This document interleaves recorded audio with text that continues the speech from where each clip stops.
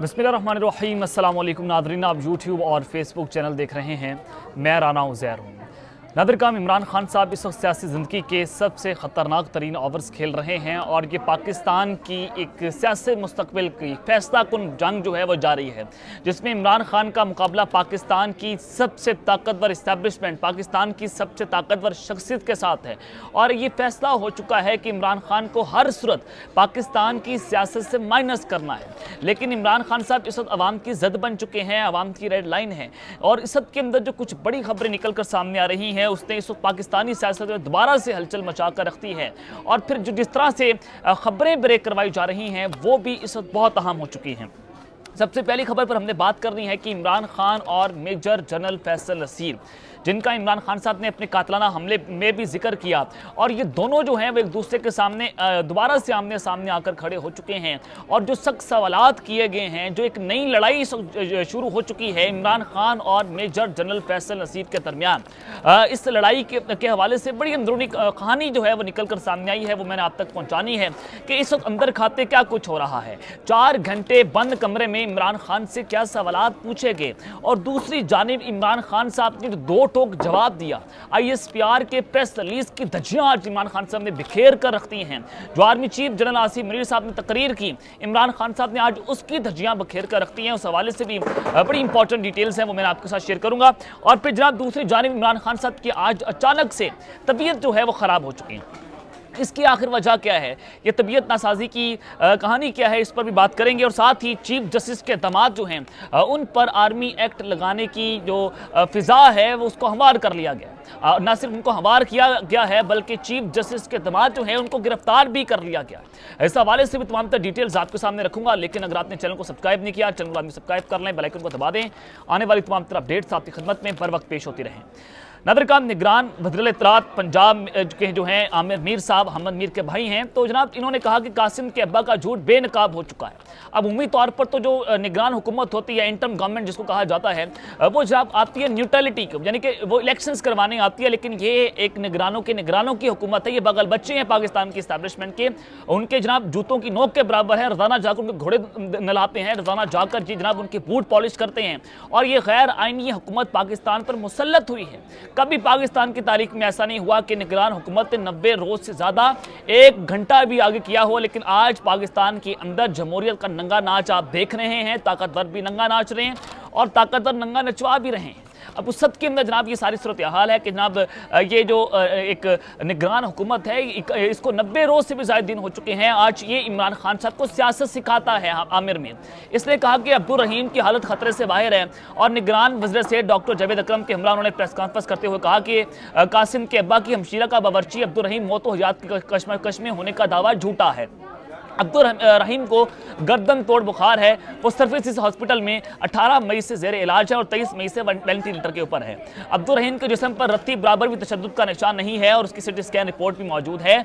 और कासिम के अब्बा ने 9 मई के वाकयात में 25 अफराद मारे जाने का झूठा दावा किया था, वो अब भी झूठ बोल रहे हैं। ये जनाब उन्होंने दावा किया। और साथ ये आपके सामने है कि जनाब जिस तरह से जो इमरान खान साहब की हमशीरा है उनकी बावर्ची को उठाया गया और उनको उठाकर उन पर तशद्दुद किया गया। इतना तशद्दुद किया गया कि वो ज़िंदगी और मौत की जंग लड़ रहा है। और फिर वो सर्विसेज हॉस्पिटल में जनाब उनको दाखिल किया जाता है। तो अगर उनको गर्दन तोड़ बुखार है तो जनाब निगरान वज़ीर इत्तलात उनको मीडिया के सामने लेकर आए और पाकिस्तानी कौम को बताया कि जनाब इसकी तबीयत इस तरह से ख़राब है। अगर जनाब उन पर तशद्दुद हुआ वो भी आपके सामने आ जाएगा और इमरान खान का झूठ भी आपके सामने बेनकाब हो जाएगा। लेकिन ये जनाब जितने भी इस वक्त ये बगल बच्चे हैं वो इमरान खान के खिलाफ इस्तेमाल हो रहे हैं और इनकी औकात भी नहीं है, इनको घर में कोई पूछता तक नहीं है। और दूसरी जानिब जनाब नून लीग ने एक आज अनोखा ऐलान किया है।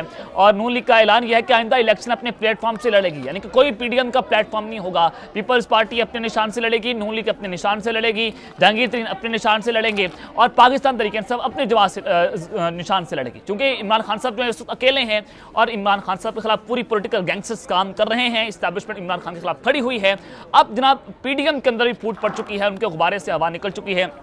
और वफाकी वजीर है हसन इकबाल साहब, उन्होंने दावा किया कि आईनी मुद्दत पूरे होने के बाद अक्टूबर या नवंबर में इंतखाबात होंगे और इंतखाबात जब भी होंगे जो निगरान हुकूमत आएगी उसका मैंडेट आइन के मुताबिक दिए गए वक्त में इंतखाबात करवाना होता है। लेकिन पंजाब और KPK में आइनी जो सारी आइन की धज्जियाँ उड़ा कर रख दी गई, आइन को पैरों तले रौंदा गया, उसके पीछे पाकिस्तान की इस्टेब्लिशमेंट है, क्योंकि वो इमरान खान साहब को माइनस करके इलेक्शन में जाना चाहते हैं। ये सारी सूरत हाल जो जनाब आपके सामने है और जो प्रोजेक्ट है वो भी आपके सामने के जहांगीर तरीन जो है उनको लॉन्च किया गया और उनकी पार्टी आपके सामने रखी जाती है और फिर उनकी लॉन्चिंग सेरेमनी जो है वो भी ठुस हो जाती है। और आज पाकिस्तान तहरीक इंसाफ की जो बड़ी विकेट गिरी है, आमिर सुल्तान चीमा हमारे हल्के से सरगोदा से, जनाब उन्होंने आज अपने बेटे के हमदा PTI छोड़ने का ऐलान कर दिया है।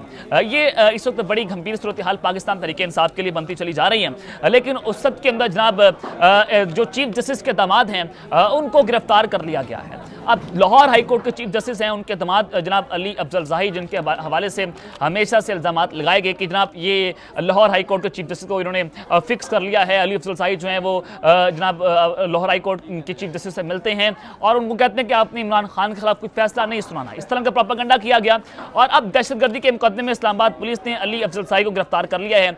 अदालत ने साबिक सूबाई वजीर की 3 जुलाई तक अबूरी जमानत में तोसी की पेशी के बाद जुडिशल कॉम्प्लेक्स से वापसी पर गिरफ्तार किया है। ये उनके वकील ने जनाब दावा किया, अब उनको गिरफ्तार कर लिया गया है और इनके ऊपर संगीन इल्जामात लगाए जा रहे हैं कि ISI हेडक्वार्टर के ऊपर हमला करवाया गया और उस सब के अंदर ये हमला करवाने के बाद जो सूरत हाल है इनके ऊपर आर्मी एक्ट लगाया जाएगा, मिलिट्री कोर्ट्स में इनके ट्रायल चलाए जाएंगे। अली अफजल जाही जो है वो भी इस वक्त सैर फहरिस्त हैं, वो भी इस वक्त जो है वो इदारों की रडार पर पहुंच चुके हैं। अब उस सब के बाद जनाब इमरान खान साहब की अचानक से तबीयत ख़राब हो जाती है। आखिर इसकी वजह क्या है? देखें जनाब, इमरान खान साहब जो हैं वो बार बार अदालतों में पेश हो रहे हैं। वो सुबह 4 बजे घर से निकलते हैं, रात को तकरीबन 11-12 बजे के करीब वो लाहौर पहुँचते हैं और लगातार 12 से 15 घंटे तक वो अदालत के अंदर रहते हैं। वो सवालात का जवाब देते हैं और उम्र भी ज़ाहिर उम्र का तकाजा भी है।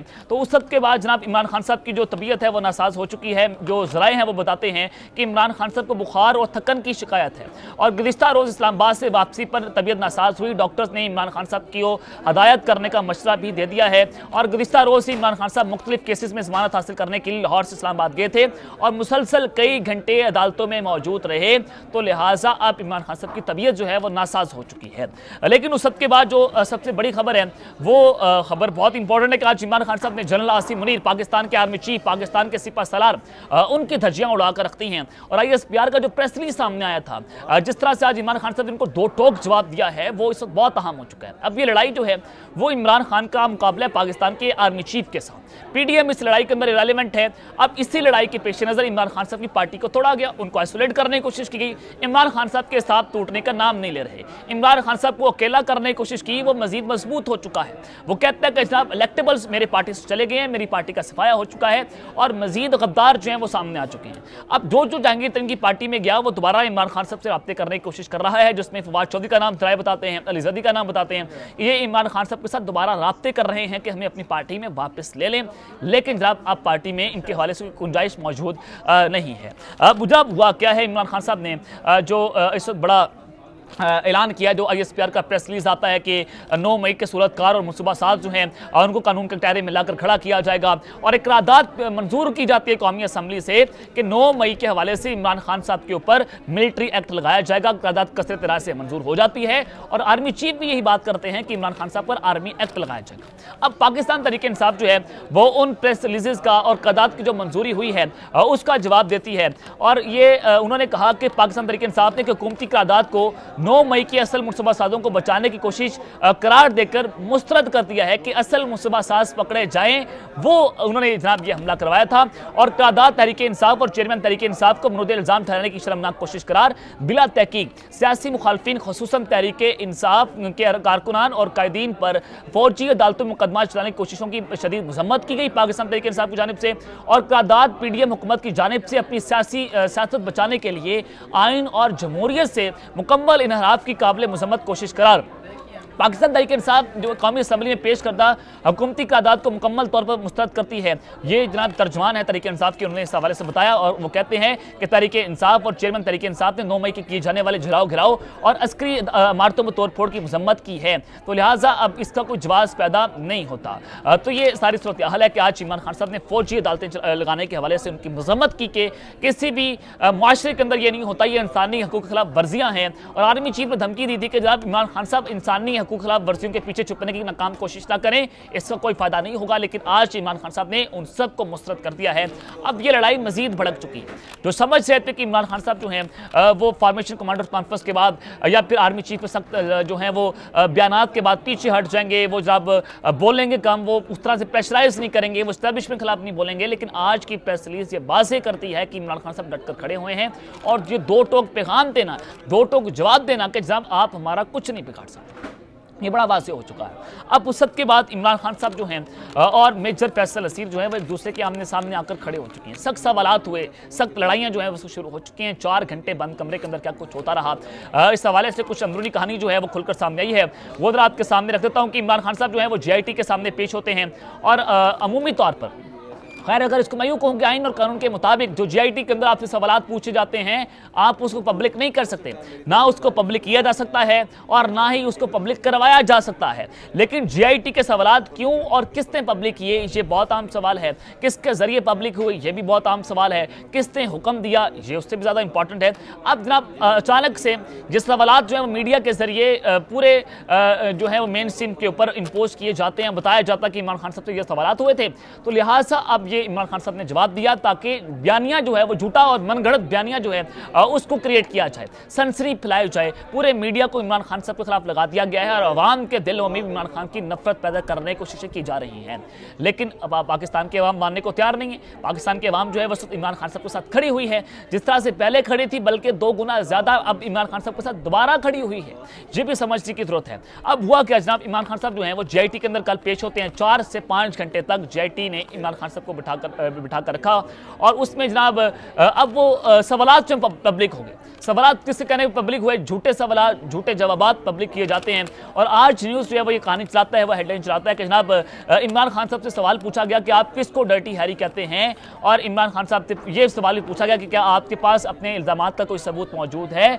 और इमरान खान ने इसके ऊपर बात की है कि मेरे पास कोई सबूत नहीं है, मुझे तो किसी ने बताया था और एहसास इदारे के सीनियर अफसर को डर्टी हैरी कहता हूँ, ये जनाब उन्होंने कहा। और मेजर फैसल नसीर साहब का नाम लिया और फिर जनाब उस सब के बाद उन्होंने कहा कि मेरे पास कोई सबूत नहीं है। अब ये झूठे सवालात हैं, झूठे जवाबात हैं, सिर्फ ये एक बयानियाँ क्रिएट करने की कोशिश की जा रही हैं इमरान खान साहब को डराने की, धमकाने की कि वो किसी न किसी तरीके से पीछे हट जाए। लेकिन इमरान खान साहब पीछे हटने को तैयार नहीं है। ये अब तक की डिटेल्स जो मैंने आपके सामने रखी हैं। अब देखते हैं कि ऊँट जो है किस करवट बैठता है। अब ये लड़ाई जो है फैलती चली जा रही है, आग भड़कती चली जा रही है और हुकूमत और इस्टेब्लिशमेंट मजीद जलती पर तेल का काम कर रही है। तो ये अब तक की डिटेल्स हैं। अल्लाह निगहबान, पाकिस्तान जिंदाबाद।